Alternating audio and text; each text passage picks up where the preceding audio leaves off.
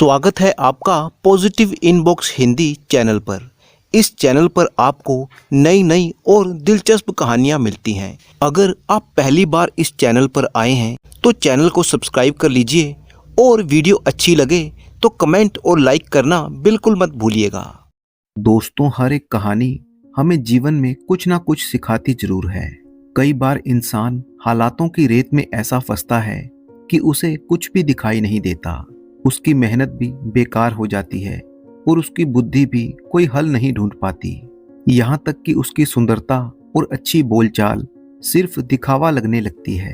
क्या जीवन सिर्फ एक संघर्ष है या फिर इन बातों से ऊपर कुछ और है जो हमारी कामयाबी का कारण बनता है? तो तैयार हो जाइए, क्योंकि ये यात्रा आपके दिल को हिला देगी। वो एक ऐसा दिन था जब रेत तंदूर की तरह तप रही थी और लू के थपेड़े हर किसी को झुलसा रहे थे।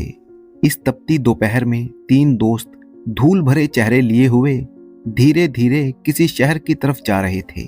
उनके कदम बेशक भारी थे, लेकिन उनके दिल में भविष्य को लेकर सपने थे, जिससे उनका हौसला बरकरार था। चलते चलते अचानक उन तीन दोस्तों ने दूर एक खस्ता हाल इंसान को देखा जो उन्हें एक परछाई की तरह नजर आ रहा था। उन्होंने हैरानी से सोचा कि इस चिलचिलाती धूप में ये अकेला और बदहाल आदमी कौन हो सकता है। उनमें से एक दोस्त ने कहा कि वो कौन होगा, और फिर वो तीनों एक दूसरे की तरफ देखने लगे। तीनों दोस्त उस आदमी की तरफ चल दिए। इधर वो दुखी आदमी, जिसका नाम वीरेंद्र था, जो अपना जीवन बचाने की कोशिश कर रहा था।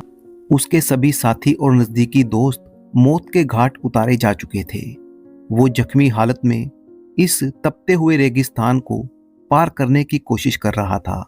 अब उसे लगा कि जैसे उसकी आखिरी सांसें चल रही हैं। उसने सिर उठाकर चारों तरफ देखा। उसे कभी ना खत्म होने वाला रास्ता दिखाई दे रहा था कि अचानक उसे थोड़ी दूर एक पुराना सा पेड़ नजर आया। उसने अपनी बची कुची ताकत लगाई और फिर जख्मी हालत में उस पेड़ के नीचे जा पहुंचा। पेड़ की छांव के नीचे वो जाकर गिर गया और उसने अपनी आंखें बंद कर ली। वीरेंद्र अब अपने आप से सवाल कर रहा था कि ये मेरे साथ क्या हुआ? क्या कोई अपना इतना अत्याचारी हो सकता है? उसने मेरे साथ ऐसा क्यों किया? और फिर उसने कुछ आवाजें सुनी। घबरा कर उसने अपनी आंखें खोली तो उसे सामने से तीन नौजवान आते हुए दिखाई दिए, जो उसकी तरफ ही बड़े चले आ रहे थे। वीरेंद्र ये देखकर सहम गया कि उसकी जान लेने के लिए वे तीन लोग आ रहे हैं। उसने वहां से उठने की कोशिश की, पर उसके थके हुए कदमों ने उसके शरीर का साथ नहीं दिया। जब वो तीनों नौजवान मुसाफिर उसके नजदीक पहुंचे तो उसका हाल चाल पूछने लगे। उनके चेहरों पर मुस्कुराहट देखकर वीरेंद्र का डर खत्म हो चुका था। वो तीनों उसके नजदीक आकर बैठ गए, उसे पानी पिलाया। उन्होंने वीरेंद्र से पूछा कि वो कौन है, पर वीरेंद्र उनकी बातों का कुछ जवाब ना दे सका। उनमें से एक नौजवान ने वीरेंद्र से कहा, घबराओ मत भाई, हम तुम्हें कोई नुकसान पहुंचाने नहीं आए हैं। मैं तो एक मामूली सा किसान हूं और मेरे पिताजी भी एक किसान हैं। गरीबी और तंगी के हालात ने मुझे निराश कर दिया, इसीलिए मैंने ये फैसला किया है कि मैं किसी दूसरे शहर में जाऊं और वहां पर कुछ ऐसा करूं जिससे मेरी जिंदगी बदल जाए। दूसरे मुसाफिर ने इस बात को आगे बढ़ाते हुए कहा कि मैं एक व्यापारी हूं। मैंने अपनी मेहनत और अक्लमंदी से व्यापार में सफलता हासिल की और बहुत पैसा कमाया, लेकिन मेरी एक कमजोरी है कि मैं दूसरों पर बहुत जल्दी विश्वास कर लेता हूं। इसी आदत के कारण मुझे व्यापार में धोखा मिला और मेरा सब कुछ लुट गया। जो भी मैंने इतने सालों की मेहनत से कमाया था, वो सब एक पल में खत्म हो गया। मैं अपनी किस्मत आजमाने के लिए अपने दोस्तों के साथ निकला हूं। तीसरे मुसाफिर ने बड़े ही दुख भरे लहजे में कहा कि मैं एक अमीर और इज्जतदार घराने से हूं। मेरा पालन पोषण बहुत ही अच्छे घर में हुआ, लेकिन एक दिन मुझ पर ऐसा इल्जाम लगाया गया जिसके बारे में मैंने सोचा भी नहीं था। मेरे पिताजी को मेरी बेगुनाही का विश्वास नहीं हुआ और उन्होंने मुझे घर से निकाल दिया। आज मैं बेघर और बेसहारा होकर दर दर की ठोकरें खा रहा हूं। जब तीनों मुसाफिरों ने अपनी अपनी बात खत्म कर दी तो फिर उन्होंने वीरेंद्र से पूछा कि वह अपने बारे में भी कुछ बताए। वीरेंद्र बोला, मैं तो सिर्फ उस परमात्मा पर विश्वास रखने वाला एक मामूली सा आदमी हूं। इसके अलावा मेरा किसी और से कोई संबंध नहीं। वो तीनों दोस्त वीरेंद्र की बातें सुनकर सोच में पड़ गए। एक ने कहा कि आपकी बातों से लगता है कि आप कोई आम इंसान नहीं हो। आपकी बातों में बहुत ही गहराई है। आप हम पर भरोसा कीजिए और बताइए कि आप असल में कौन हैं। वीरेंद्र ने एक लंबी सांस भरी और फिर कहा, मैं एक रियासत का राजा हूं। ये सुनकर तीनों मुसाफिर हैरान रह गए और उसकी तरफ देखने लगे। वीरेंद्र ने आगे कहा कि समय कभी भी किसी के साथ एक सा बर्ताव नहीं करता, चाहे वो कोई आम इंसान हो या फिर कोई राजा। मेरे पिता ने अपनी जिंदगी बड़ी ही ईमानदारी और लोगों की सेवा में गुजारी। उनकी मौत के बाद राजगद्दी मेरे हिस्से में आई। मेरा पालन पोषण एक बहुत ही अच्छे माहौल में हुआ, जहां पर मुझे बहुत ही अच्छी शिक्षा मिली। मैंने अपने काम को ईश्वर का काम समझकर पूरी ईमानदारी और सच्ची भावना के साथ किया। ये सुनकर तीनों मुसाफिर हैरानी से पूछने लगे, तो फिर आपकी ये हालत कैसे हो गई? वीरेंद्र के चेहरे पर अब दुख की लकीरें साफ नजर आ रही थी। उसने जवाब दिया कि मेरा एक भाई है जो बहुत ही ज्यादा बददिमाग और जिद्दी है। वो हमेशा मेरे दुश्मनों के साथ मिलकर मेरे खिलाफ षड्यंत्र करता रहा। यहाँ तक कि मैंने उसे राजगद्दी देने की बात भी कही, पर वो नहीं माना और एक दिन उसने मेरे दुश्मनों के साथ मिलकर शहर में लूट मार शुरू कर दी। उनमें से एक टोली जिसकी अगुवाई मेरा भाई कर रहा था, उसने मेरे महल पर हमला कर दिया और मेरे सारे पहरेदारों को मार दिया। अगर वक्त रहते मैं वहां से ना निकलता तो आज मैं भी जिंदा ना होता। लेकिन परमात्मा की इच्छा शायद कुछ और ही थी और मेरी जान बच गई। मेरी राजगद्दी, मेरा राज्य और मेरे लोग, सब कुछ मुझसे छिन गया और आज मैं बिल्कुल अकेला हूं। लेकिन मुझे इस बात का कोई दुख नहीं है, क्योंकि ईश्वर हमेशा मेरे साथ है। देखो, उसने तुम लोगों को भेज दिया और मेरी जान बच गई। वीरेंद्र की बात सुनकर वो तीनों नौजवान एक साथ बोले, आज से हम चारों दोस्त हैं। हर सुख दुख में हम एक दूसरे के साथ रहेंगे। और फिर कुछ देर तक आराम करने के बाद वो चारों अपने आगे के सफर पर रवाना हो गए। चलते चलते वे लोग आपस में बातें कर रहे थे कि जिंदगी कैसे गुजारी जा सकती है। उनमें से हर कोई अपने अनुभव के आधार पर अपनी अपनी राय दे रहा था। सबसे पहले किसान का बेटा बोला, मेरी राय में जिंदगी में सफलता मेहनत करने से ही हासिल होती है। इसीलिए इंसान को चाहिए कि वो हर हालत में मेहनत को जारी रखे। जीवन में कैसी भी परिस्थितियां हों, उसे मेहनत से डरना नहीं चाहिए। उसी समय व्यापारी के बेटे ने इस बात पर आपत्ति की और वो कहने लगा, मैं इस बात को नहीं मानता। मेरे विचार में मेहनत का कोई फायदा नहीं जब तक उसके साथ अक्लमंदी ना हो, क्योंकि बिना अक्लमंदी के मेहनत करने से सिर्फ समय ही खराब होता है। और फिर उनमें से वो नौजवान जिसका संबंध एक बहुत ही ऊंचे खानदान से था और वो शक्ल सूरत से बहुत ही सुंदर था, वो कहने लगा कि तुम दोनों गलत हो। मेरे हिसाब से इंसान को उसके उद्देश्य तक ना तो मेहनत पहुंचाती है और ना ही अक्लमंदी। मुझे तो लगता है कि सुंदरता और अच्छी बोलचाल ही वो गुण हैं जो हर परिस्थिति को बेहतर बना सकते हैं। यही वो खूबियां हैं जो हमें हर मुश्किल से बाहर निकाल सकती हैं। वीरेंद्र, जो चुपचाप इन सभी की बातें सुन रहा था, जब उसके साथियों ने उसके विचार पूछे तो उसने थोड़ा सा सोच विचार किया और फिर कहने लगा, इस दुनिया के मसले भी बड़े अजीब हैं, क्योंकि कई बार ना तो मेहनत का कोई फायदा होता है और ना ही अक्लमंदी का, ना ही सुंदरता कोई काम आती है और ना ही अच्छी बोलचाल। मेरी जिंदगी के अनुभव ने मुझे ये सिखाया है कि इंसान की किस्मत परमात्मा के हाथ में है। मनुष्य अपने सामर्थ्य के अनुसार उसी के बनाए हुए रास्तों पर चलता है, बाकी सब बातें बेकार हैं। जब तक उस परमात्मा की इच्छा ना हो, इंसान का कोई भी गुण उसके काम नहीं आता। चारों दोस्तों की बहस किसी भी नतीजे पर नहीं पहुंची। चलते चलते अब उन्हें एक शहर दिखाई दे रहा था। ऐसा शहर जहां पर पहाड़, जंगल और समुद्र सभी कुछ दिख रहा था। चारों दोस्तों को ये लगा कि अब उनके जीवन की एक नई शुरुआत होने वाली है। किसान का बेटा सबसे पहले बोला कि मेरे विचार से यही वो शहर है जहां पर हम चारों को अपनी किस्मत आजमानी चाहिए। इसीलिए मैं सबसे पहले काम की खोज करने के लिए जाऊंगा ताकि मैं कुछ पैसे कमा कर ला सकूं।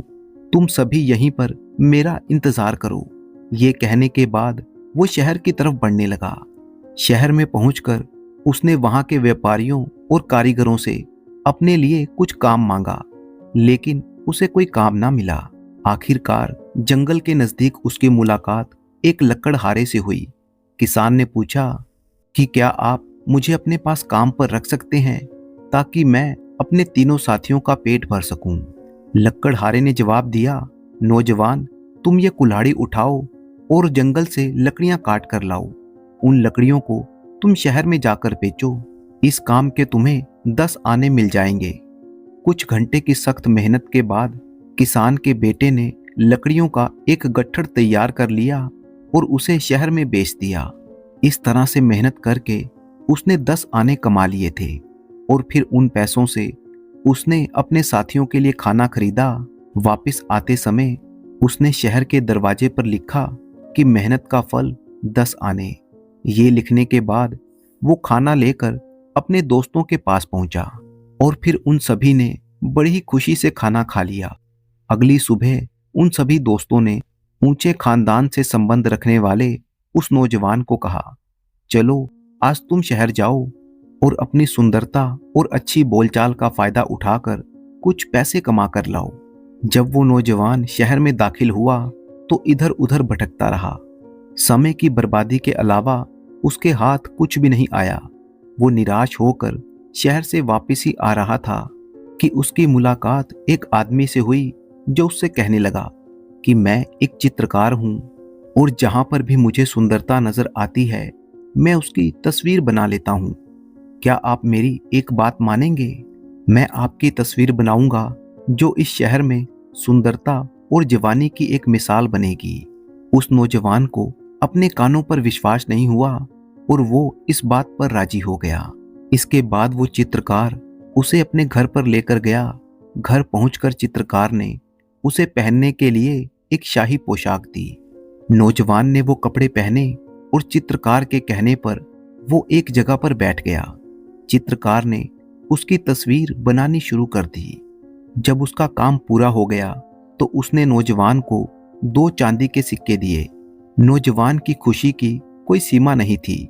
वो शहर की मंडी में गया और उसने वहां से खाने पीने की चीजें, कपड़े, जूते सब कुछ खरीदा।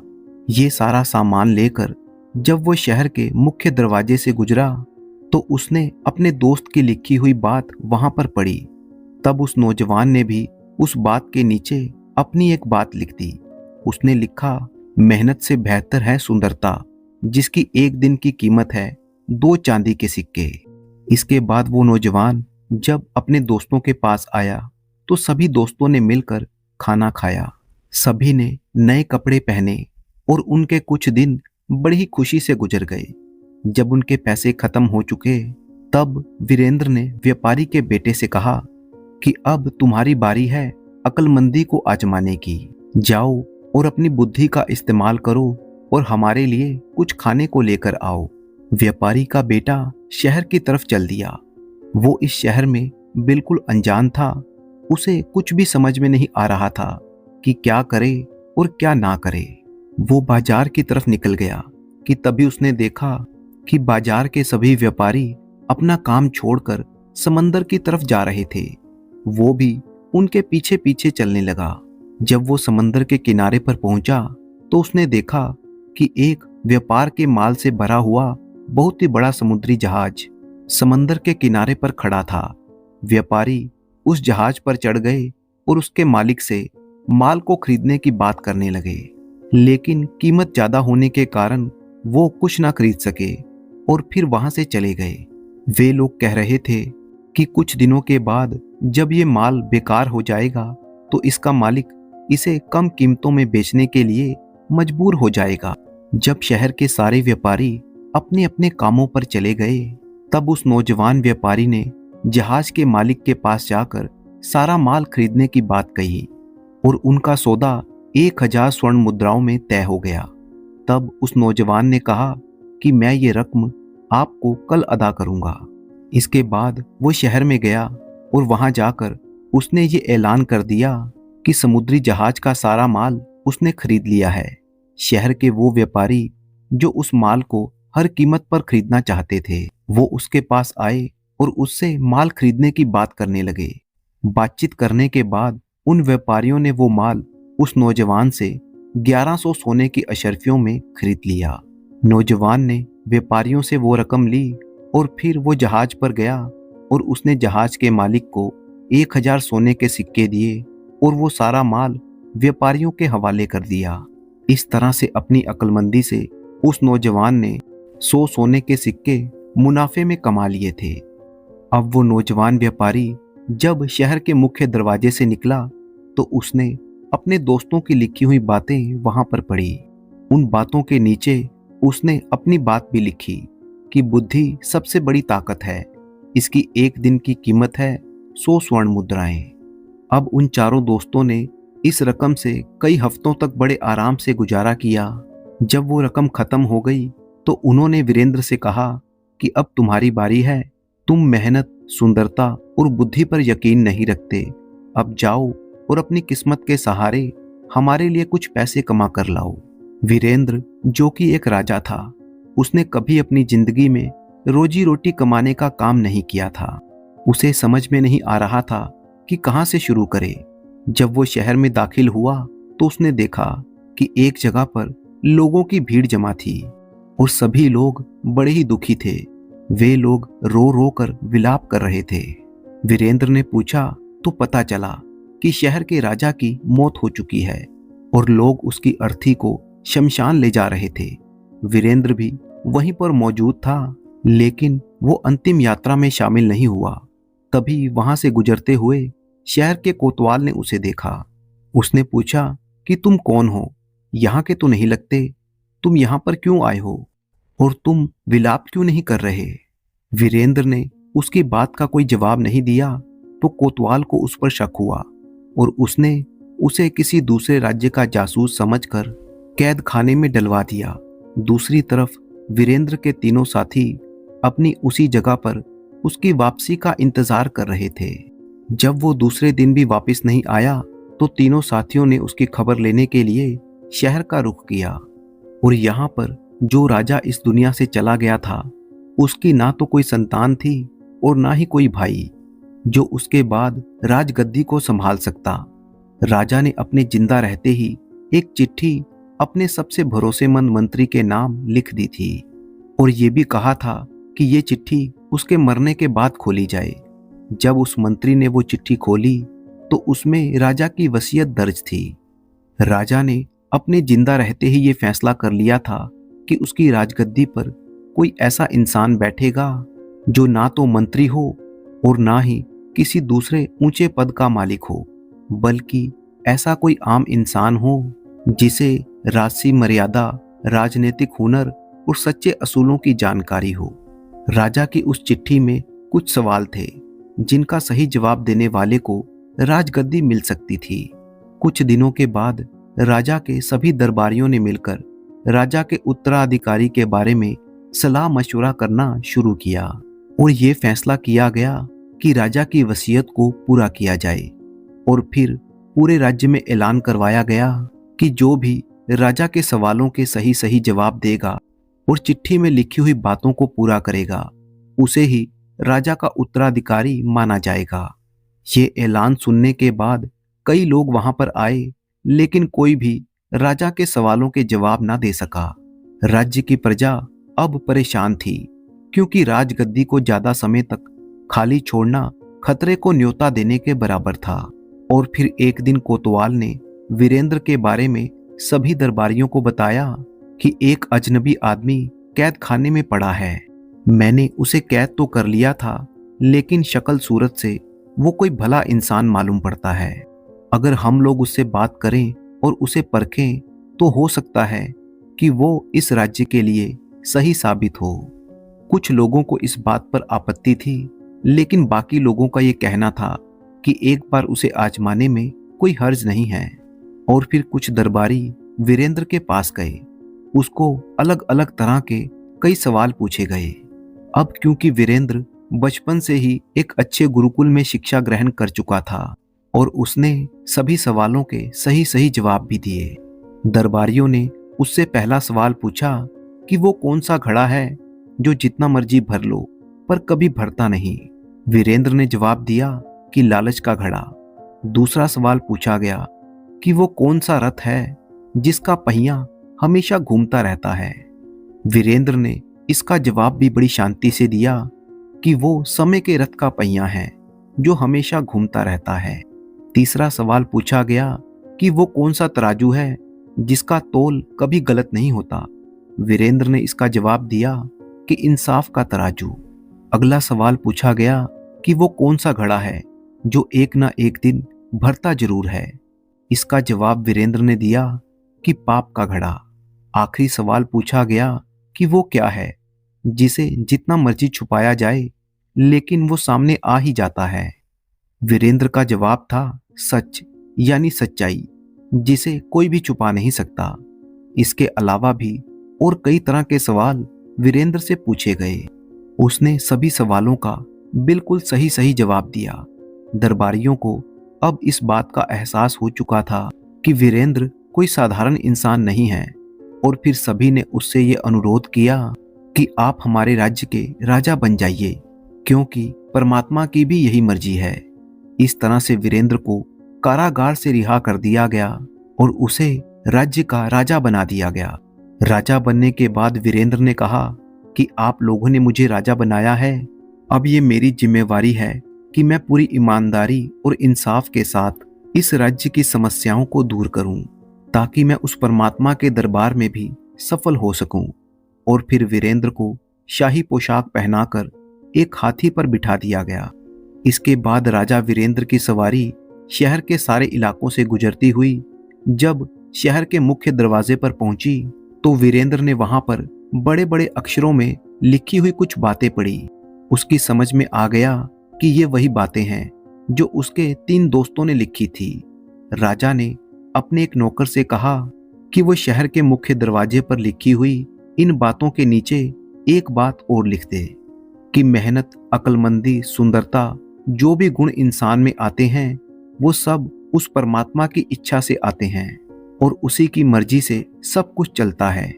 दूसरी तरफ वीरेंद्र के वो दोस्त उसकी खोज में धक्के खाते हुए इधर उधर घूम रहे थे। जैसे ही वो लोग शहर के बाजार में पहुंचे तो उन्होंने एक बड़े से हाथी पर एक बड़े ही सुंदर नौजवान को बैठे हुए देखा। उनकी हैरानी की सीमा ना रही जब उन्हें ये पता चला कि ये तो उनका दोस्त वीरेंद्र है। इस सारे नज़ारे को देखकर वे लोग दंग रह गए और फिर उन्होंने लोगों से इस सवारी के बारे में पूछा तो लोगों ने उन्हें बताया कि ये हमारे राज्य के नए राजा हैं जिसे शाही दरबारियों ने चुना है, क्योंकि पुराने राजा की मौत के बाद उसका कोई वारिस नहीं था। ये सुनकर वो तीनों दोस्त भी उस भीड़ में शामिल हो गए और वो दिल से अपने दोस्त राजा के लिए नारे लगाने लगे। और फिर उन्होंने शहर के मुख्य दरवाजे पर लिखी हुई उन बातों को पढ़ा जिसमें राजा वीरेंद्र की लिखी हुई बात भी थी। उन्हें पढ़कर सभी के चेहरों पर मुस्कान आ गई, क्योंकि उन सभी को ये पता चल चुका था कि उनके हर एक दोस्त ने अपनी अपनी बात को सही साबित किया था। और फिर वो उस भीड़ को चीरते हुए हाथी के नजदीक पहुंच गए। वीरेंद्र ने जब अपने दोस्तों को देखा तो वो मुस्कुरा दिया और दिल से बहुत ही खुश हुआ। उसने इशारे से अपने दोस्तों को इस भीड़ के साथ चलने के लिए कहा। महल पहुंचकर राजा ने अपने दोस्तों को बुलाया।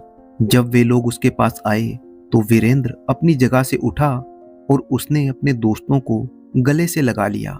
सभी की आंखों में खुशी के आंसू बह रहे थे। दोस्तों ने वीरेंद्र से कहा, तुम बिल्कुल सच्चे थे दोस्त, और ये तुम्हारा ईश्वर पर भरोसा है जिसने तुम्हें सफल बना दिया। वीरेंद्र कहने लगा कि जीवन में मेहनत, अक्लमंदी, सुंदरता, इन सभी गुणों का होना बहुत जरूरी है, लेकिन मुझे जो ये राजपाट मिला है ये तो मेरे परमात्मा का मेरे लिए पुरस्कार है। वो जिसे चाहे इज्जत दे और जिसे चाहे बेइज्जत कर दे। और फिर उसने अपने तीनों दोस्तों को उनकी मेहनत, अक्लमंदी और सुंदरता के आधार पर अपने दरबार में अलग अलग पदों पर नियुक्त कर दिया। किसान के बेटे को मेहनत जैसे सच्चे गुण के कारण उसे शहर के जरूरतमंद लोगों की समस्याओं को हल करने का जिम्मा दिया गया। व्यापारी के बेटे को उसकी व्यापारिक समझ के कारण शहर के व्यापार को और भी बेहतर बनाने का काम सौंपा गया। वो युवक जो कि ऊंचे खानदान से ताल्लुक रखता था, उसे अच्छी बोलचाल में माहिर होने के कारण राज्य का विशेष राजदूत बना दिया गया। और इस तरह से उन तीनों दोस्तों को राज दरबार में बड़े ही सम्मानित पदों पर रख लिया गया। जब वीरेंद्र के भाई को यह खबर मिली कि अब उसका भाई एक बहुत ही बड़े राज्य का सम्राट बन चुका है, तो उसे भी अपनी गलती का एहसास हुआ और वो वीरेंद्र से माफी मांगने के लिए आया। तब वीरेंद्र ने उससे कहा, मेरे भाई, इस दुनिया में कुछ भी स्थायी नहीं है। जो आज है वो कल नहीं होगा। इसलिए मेरी तुमसे ये नसीहत है कि तुम अपने बुरे कामों को छोड़कर सच्चाई का साथ दो। मेरे दिल में आज भी तुम्हारे लिए प्यार है, लेकिन फिर भी मैं तुम्हें माफ नहीं कर सकता, क्योंकि इंसाफ के तराजू में तुम आज भी एक अपराधी हो। और तुम्हारी सजा ये है कि जो राजगद्दी तुमने धोखेबाजी और लोगों की हत्याएं करके प्राप्त की है, उसे तुम्हें छोड़ना होगा। और इस तरह से वीरेंद्र ने अपने न्याय और परमात्मा पर अपने विश्वास से अपनी जिंदगी को सबसे सफल बना लिया। तो दोस्तों, ये कहानी हमें सिखाती है कि मेहनत, बुद्धिमानी, सुंदरता, ये सब मंजिल तक पहुंचने के साधन हैं, लेकिन असली मंजिल तभी प्राप्त होती है जब मनुष्य ईश्वर की इच्छा को मानता है। वीरेंद्र के जख्म और उन तीनों दोस्तों की तलाश इस बात का प्रमाण है कि अगर मनुष्य ईश्वर पर विश्वास रखे तो उसकी किस्मत ईश्वर की इच्छा से बदल भी सकती है। मनुष्य के अंदर मेहनत, बुद्धिमानी, अच्छी बोलचाल, सुंदरता, ये सब गुण होने चाहिए, लेकिन ये सभी गुण उस समय बेमानी हो जाते हैं जब ईश्वर की इच्छा इसके साथ ना हो। सफलता सिर्फ उन्हीं लोगों को मिलती है जो मेहनत को सच्चाई के साथ जोड़ते हैं और अपनी बुद्धि को इंसाफ के लिए इस्तेमाल करते हैं, साथ ही अपनी सुंदरता और अच्छे बोलचाल को लोगों की भलाई के लिए प्रयोग करते हैं। मनुष्य का हर गुण अपने असली उद्देश्य तक तभी पहुंचता है जब ईश्वर की इच्छा और न्याय उसके साथ हों। तो दोस्तों, इसी तरह की कहानियां सुनने के लिए आप चैनल को सब्सक्राइब कर लीजिए। वीडियो अच्छी लगी तो इसे लाइक कीजिए। इसके अलावा मैं धन्यवाद करना चाहता हूँ हमारे ऐसे सभी दोस्तों का जो हमारी वीडियो पर अच्छे अच्छे कमेंट किया करते हैं, जिनके नाम हैं सारा सिंह अमेरिका से, संतोष चौहान छत्तीसगढ़ से, नंद किशोर नेपाल से, सुरेश मुंबई से, आशुतोष सिंह बिहार से, एसके गुप्ता आरा बिहार से, अभिजीत बिहार से, दिनेश गुजरात से, इंद्रबाली तिवारी मध्य प्रदेश से, अकिल पुणे से, मोनिका राजस्थान से, वंदना सिंह गुड़गांव से, विजय कुमार उत्तराखंड से, एन के भट्ट गुजरात से।